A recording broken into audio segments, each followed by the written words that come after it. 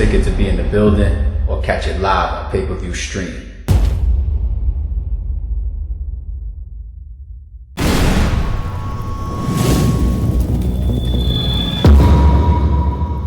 One thing that is obvious in the culture, you know, whether it be the bloggers, the media, the fans, we all do it at times. We live in a moment. We live in a moment. And although you are top 3 female GOATs of all time, I see them getting at you a little bit recently. What's going on? What's up, man? Why I'm seeing fans speak on your behalf with any negativity at all? Like, what's up? Where we at? Since I it's mean, living in the moment. since we're living in the moment, my last 2 battles were a shit show. So Who was that verse? the fucking all right. So I had 3 battles in like 7 days or something like that. So I had Chirac in Boston. She's up and coming female battle rapper. I had her in Boston. I beat her in Boston, but then the following week I had prom night with Fonz on Queen of the Ring, which was a 1-rounder, and then I had the tournament with Remy on Chrome 23 versus C3 the following night. So got through Chirac, was good. Went and battled Fonz and fucking fucked up. Fucked up. That completely, not making no excuses, but I completely fucked up my momentum going into my C3 battle, which I already was kind of ill prepared for because I was just spreading myself way too thin. Mind you, you know, I've already known about the ill will battle. So that's not something that I just was going to pick up at the last minute. I've been kind of a little bit for you, little bit for you, little bit for you. Then as the date approaches, let me focus on you, then focus on you. That was my strategy coming into it.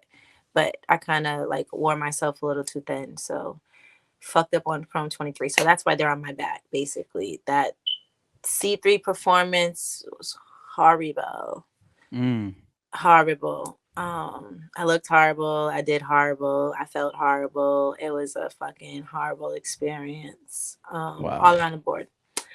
Not because of Chrome or anything like that, but just, you know, what my performance, the whole experience. It was just a day that I care not to relive. But the Fonz battle as well the night before, while it wasn't as bad, it still was not a good showing on my part. So they kind of like fed up with me at this point.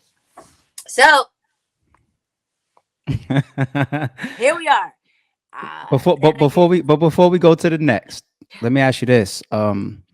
Because I always support battlers taking their battles, getting their bags, moving around, just handling their business as they see fit and as they think that they can manage. Because when we locked in Ill Will, I think you only had one rounder scheduled or booked or locked in. Like even the Chrome tournament, I think came up, and I was just like, "Oh shit!" When I saw you pop on the tournament, I was like, "Oh fuck!" I knew I was gonna get a text like you, all right? Nah, I ain't say shit. That's all good. You know what I'm saying? And to be honest, our contracts even state that, you know, we have to have that stuff disclosed, and then, you know, that's it at that point in that segment of time as we're moving into our own promotion. But I didn't reach out to you. I didn't do that. I didn't do that to Bonnie. I didn't do that to Caution. I didn't do that to 40. Everybody do what they do. Everybody get their bags or whatever. And we hope that we get held down and we uphold our business. But, and I'm not trying to say I'm glad you're out the tournament or nothing like that. What's your prep time per battle? Per battle? Or your writing process where you feel like you spread yourself too thin? Because some people do get away with that. Okay, so here's the funny shit, and I know this will sound crazy because people feel like, yo, 40, because you choke, like they assume like you don't have a good memory, right?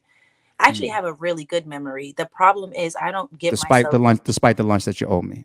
You hear me? Because I feel like the way my memory was set up back then, no, I feel like I actually have a really good memory, especially as far as like battle rap, right? The problem is I don't give myself a day to sit with my material and have it. The problem when I'm coming into battles, like, it's never that I don't take it seriously enough. It's never that like, oh, she's bullshitting. It's quite the opposite. I overthink the battles. Like, I want my pen to always be like, hey, this is why people fuck with me, because my bars are layered. I don't want any filler. I don't want to use the same word in a 4-bar setup. I don't want to do that. Like, Like, I'm funny about I'm very anal about how I write. It doesn't just come to me. I don't just write really fast. Like, people like, yo, rode around last night. I've never done that in my career. I've never been able to do that, with the exception of writing for C3. You understand what I'm saying? Like, finishing my last run. I've never been able to do that.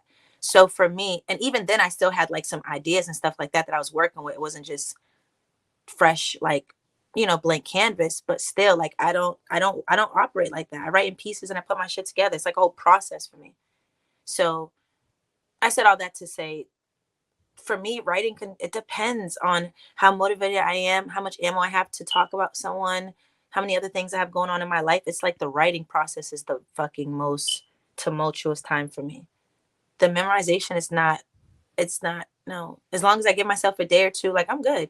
It's like memorizing a song. You write it like, I'm professional, right? So you know how to do your job. It's just like, I overthink everything, and I'm never happy with my material until the last minute, and then Well, maybe that's what makes you one of the best pens. You know what I'm saying? Maybe that's it. You know, there's geniuses that write movie scripts and music, and if we saw the amount of shit that they threw in the trash, we probably be like, God damn, that's a hit. thank you know, you. you know what I'm saying? So I'm not mad at that at all. I guess the alley oop that I was throwing myself though is to ask you, now that we are clear road in front of us, what's this prep for Ill Will gonna be like?